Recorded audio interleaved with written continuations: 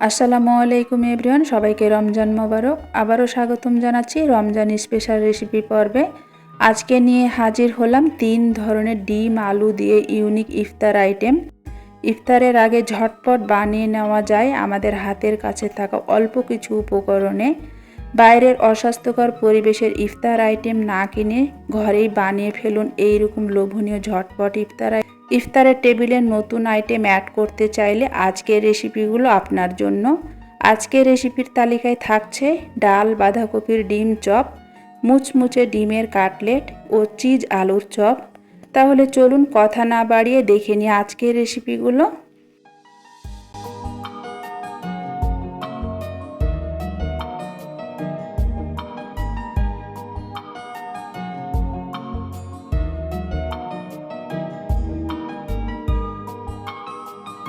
আমি এখানে half cup মসুর ডাল আগে থেকে ভিজিয়ে রেখেছিলাম, ধুয়ে পরিষ্কার করে নিয়েছি। এখন ডালটাকে অফ ক্যামেরায় ব্লেন্ড করে নেব। চাইলে এখানে পাটায় বেটেও নিতে পারবেন ডালটাকে, একেবারে মিহিভাবে ব্লেন্ড করা চলবে না, ডালটা যাতে একটু আধা ভাঙ্গা থাকে। একটা মিক্সিং বলে ডাল বাটাগুলোকে আমি নিয়ে নিলাম। আমি বাঁধাকপি কুচি করে নিয়েছি 1 কাপের মতো।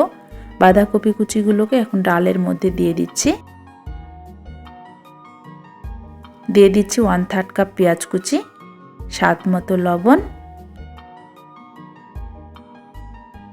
1 চা চামচ লাল মরিচের গুঁড়া, হাফ চা চামচ হলুদের গুঁড়া, 1 চা চামচ জিরা গুঁড়া, 1 চা চামচ ধনিয়া গুঁড়া, 4-5টা কাঁচামরিচ কুচি। এখন হাত দিয়ে সব কিছুকে ভালোভাবে মেখে নিচ্ছি।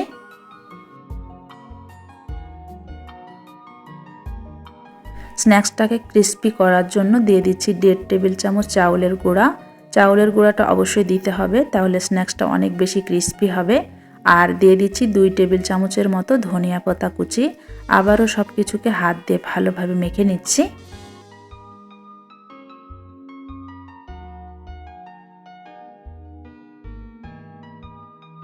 ডালের সাথে সব কিছুকে ভালোভাবে মেখে নেওয়া হয়ে গেছে। এক সাইডে রেখে হাতটা পরিষ্কার করে 2টো ডিম লম্বাভাবে কেটে নিচ্ছি। একটা ডিম থেকে 4 পিস স্ন্যাক্স হবে।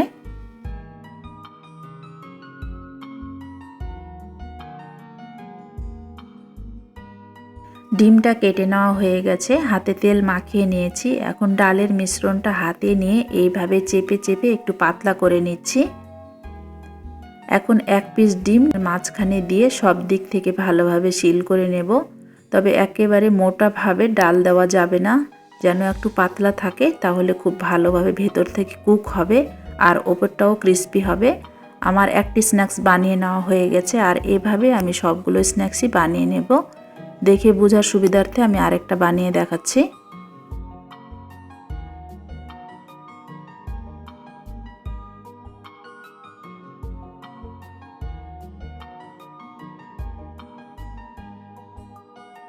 স্ন্যাক্সগুলো বানিয়ে নেওয়া হয়ে গেছে। পরিমাণ মতো তেল গরম হতে দিয়েছিলাম, তেলটা আমার গরম হয়ে গেছে। এবার একে একে স্ন্যাক্সগুলো তেলের মধ্যে ছেড়ে দিচ্ছি। উল্টে পাল্টে স্ন্যাক্সগুলোকে গোল্ডেন ব্রাউন কালার করে ভেজে নিতে হবে। ভাজার সময় চুলার আঁচটা একেবারে লো হিটে রাখতে হবে। হাই হিটে ভাজলে ওপর দিক দিয়ে কালার চলে আসবে আর স্ন্যাক্সগুলোর ভেতরে একেবারে কাঁচা থেকে যাবে। লো হিটে ভাজলে স্ন্যাক্সগুলো অনেক বেশি ক্রিস্পি হবে, আর এই স্ন্যাক্সটা যত বেশি ক্রিস্পি হয় ততই মজা লাগে খেতে। আমরা কিন্তু আলু দিয়ে স্ন্যাক্স বানাই, যেটাকে আমরা বলি আলুর চপ। আমি একটু ভিন্নভাবে বানিয়েছি, খেতে কিন্তু অনেক বেশি মজা হয়েছিল। স্ন্যাক্সগুলো কিন্তু ভেজে নেওয়া হয়ে গেছে আর উপরে অনেক সুন্দর একটা কালার চলে এসেছে। আমি এখন তেল ঝরিয়ে স্ন্যাক্সগুলোকে উঠিয়ে নিচ্ছি। দেখলেন তো কত সহজে অল্প সময়ে অল্প উপকরণে তৈরি হয়ে গেল এইরকম একটি মুচমুচে ভিন্ন রকম রেসিপি। এইবারে স্ন্যাক্সগুলোকে গরম গরম পরিবেশন করে নিয়েছি। এইরকম ইউনিক মজাদার চপ হলে ইফতার টেবিলে কাড়াকাড়ি শুরু হয়ে যাবে। বানাতে যেমন সহজ, খেতে তেমনই অসম্ভব মজাদার। এখন একটা ভেঙে দেখাচ্ছি ভেতরটা কেমন হয়েছে।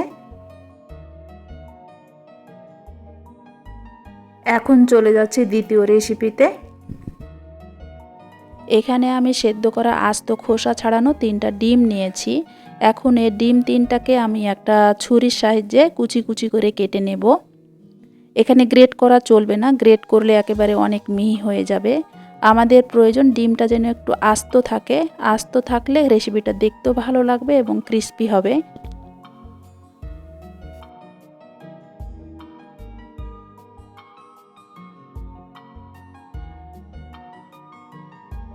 ডিমগুলো আমার কুচি কুচি করে নেওয়া হয়ে গেছে। এখন একটা মিক্সিং বলে ডিমগুলোকে ঢেলে নিচ্ছি।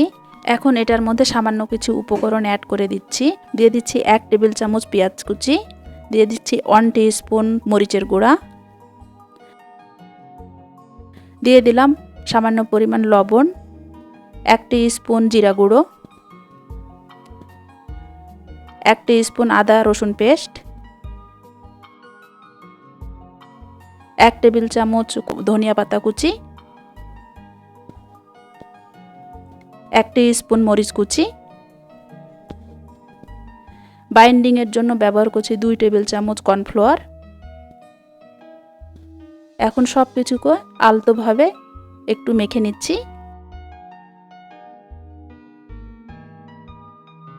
সব কিছু উপকরণ মাখার পরে এগুলোকে একটু শুকনো দেখাচ্ছে, তো সামান্য পরিমাণ পানি অ্যাড করে দিলাম। যেহেতু আমরা রেসিপিটা কাটলেট শেপে বানাবো, এজন্য পানিটা অ্যাড করলে কাটলেট শেপটা দিতে সুবিধা হবে। এখন আবারও সব কিছু ভালোভাবে মেখে নিলাম। এখন কাটলেটের শেপ দিয়ে সবগুলো কাটলেট বানিয়ে ফেলবো।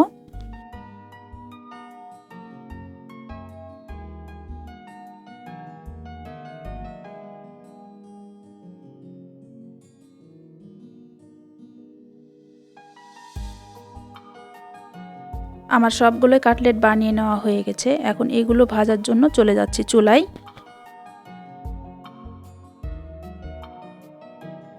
চুলায় আমি পর্যাপ্ত পরিমাণ তেল গরম হতে দিয়েছি। তেলটা আমার গরম হয়ে গেছে। এখন একে একে কাটলেটগুলো আমি তেলের মধ্যে ছেড়ে দিচ্ছি। কাটলেটগুলো ভাজার সময় অবশ্যই চুলার হিটটা হাই মিডিয়ামে রাখতে হবে। এখন উল্টে পাল্টে এগুলোকে ব্রাউন কালার করে ভেজে নেব, আর অনবরত উল্টে পাল্টে দিতে হবে।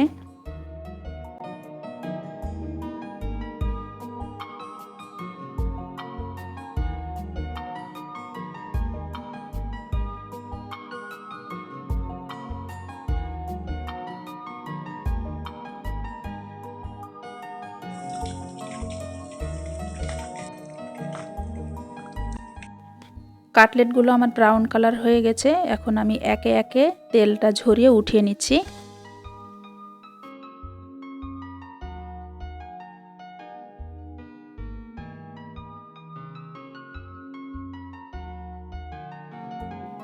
সবগুলো কাটলেট আমি তেল ঝরিয়ে উঠিয়ে নিয়েছি, আর এখন গরম গরম এগুলোকে আমি পরিবেশন করে নেব।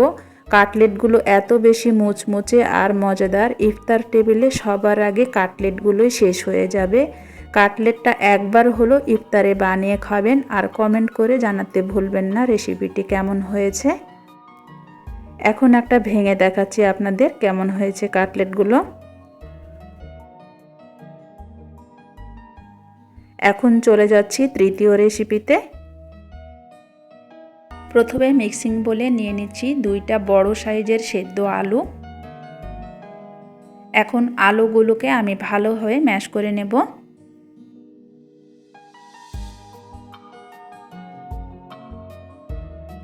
আলুগুলো ম্যাশ করে নেওয়া হয়ে গেছে। এখন ম্যাশ করা আলুর মধ্যে অ্যাড করে দিচ্ছি 1 টেবিল চামচ পেঁয়াজ কুচি,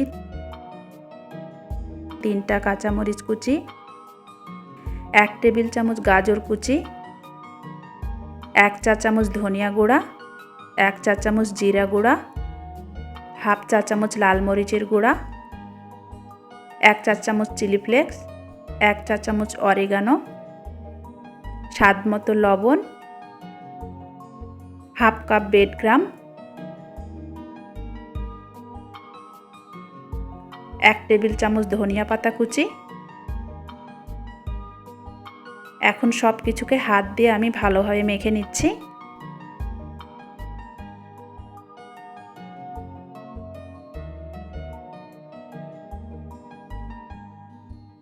এখন সব শেষে অ্যাড করে দিচ্ছি হাফ কাপ মোজারেলা চিজ। এখন আবারও ভালোভাবে আলুর সঙ্গে চিজটাকে ভালোভাবে মেখে নিচ্ছি। আলুর সঙ্গে চিজটা আমার ভালোভাবে মিক্স করে নেওয়া হয়ে গেছে। হাতটা ধুয়ে তেল মাখিয়ে নিয়েছি হাতে। এখন নাস্তাগুলোকে আমি যেই শেপ দিয়ে বানাবো সেই শেপ দিয়ে বানিয়ে নিচ্ছি। আপনারা চাইলে যে কোনো শেপ দিয়েই বানাতে পারবেন। একটু লম্বাটে করে 3 আঙ্গুলের মাথা দিয়ে এইভাবে চেপে আমি একটু লম্বা করে শেপ দিয়ে নিলাম। একটা নাস্তা আমার বানিয়ে নেওয়া হয়ে গেছে। বোঝার সুবিধার্থে আমি আরেকটা বানিয়ে দেখাচ্ছি।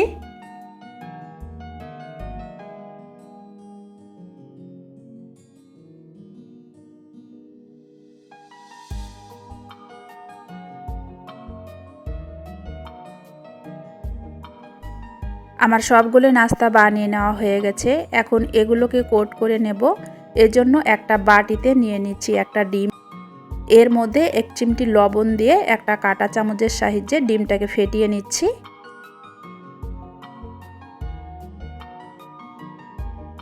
এইবারে একটা একটা করে নাস্তাগুলো ডিমে ডিপ করে নিব।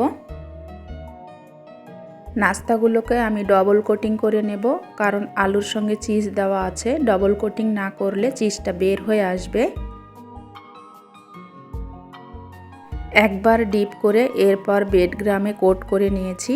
আবারও ডিমে ডিপ করে ব্রেড ক্রামে কোট করে নেব।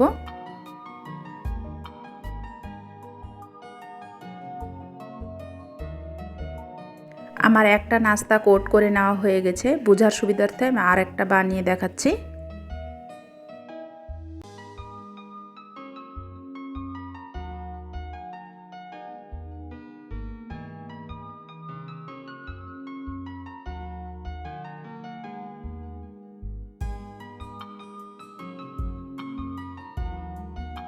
একইভাবে আমি সবগুলি নাস্তা কোট করে নিয়েছি। নাস্তাগুলি কোট করতে 2টা ডিম লেগেছিল।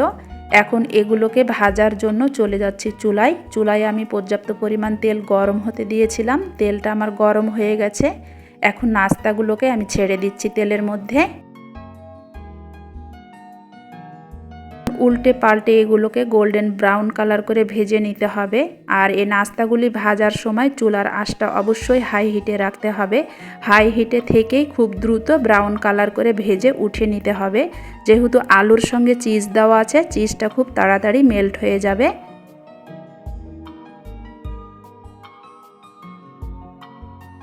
আমার নাস্তাগুলো ভেজে নেওয়া হয়ে গেছে। এখন একে একে আমি নাস্তাগুলো তেল ঝরিয়ে উঠিয়ে নিচ্ছি।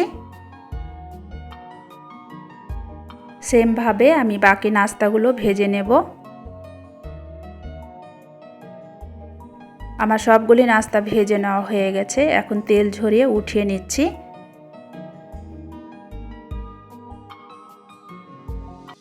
স্ন্যাক্সগুলোকে আমি গরম গরম পরিবেশন করে নিয়েছি। ব্যাস তৈরি হয়ে গেল চিজ আলুর চপ।